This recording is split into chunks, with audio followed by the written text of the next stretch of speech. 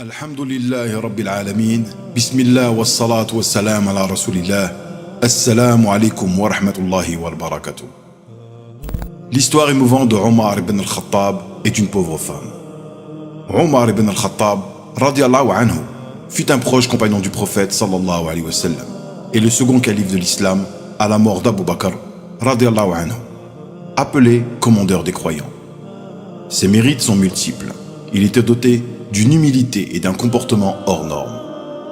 Parmi ses nombreux bienfaits, en tant que calife, figure cette merveilleuse histoire narrée par Aslem, l'esclave affranchi de Omar. Une nuit, je me rendis avec Omar à Arrat Waqim.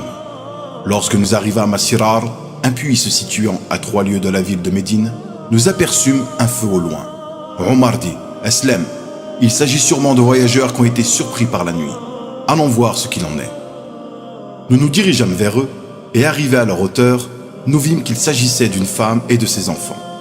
Elle faisait bouillir de l'eau dans une marmite posée sur le feu, tandis que ses enfants ne cessaient de pleurer. Omar dit: que la paix soit sur vous, vous qui avez allumé la nuit par le feu. Et sur toi la paix, lui répondit-elle. Puis-je m'approcher, dit Omar. C'est comme bon te semble, dit la femme. Il s'approcha et demanda: que vous arrive-t-il? Nous avons été surpris par la nuit et le froid, dit-elle. Quand tes enfants à pleurer ainsi? Demanda Omar. Ils sont tiraillés par la faim, répondit-elle. Qu'es-tu en train de cuire? Dit Omar. Ce n'est que de l'eau qui bout. Je leur fais croire que je prépare le souper, en espérant qu'ils s'endorment. Je me plains à Allah de l'état dans lequel Omar nous laisse. Omar se mit à pleurer. Au pas de course, il se rendit dans les réserves, où le blé était stocké, en retira un sac et prépara une outre pleine de gras. Il dit ensuite: Aslem, aide-moi à porter ces 2 sacs sur mon dos. Je lui répondis: laisse-moi les porter à ta place. Il me dit alors: est-ce toi qui porteras mes péchés le jour de la résurrection?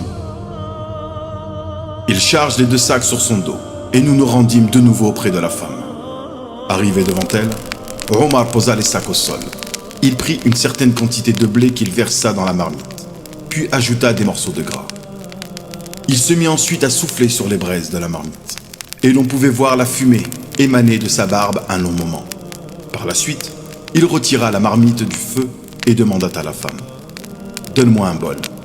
Elle lui en remit un, qu'il remplit de la soupe de blé qu'il venait de préparer et le posa devant les enfants, à qui il intima l'ordre de manger.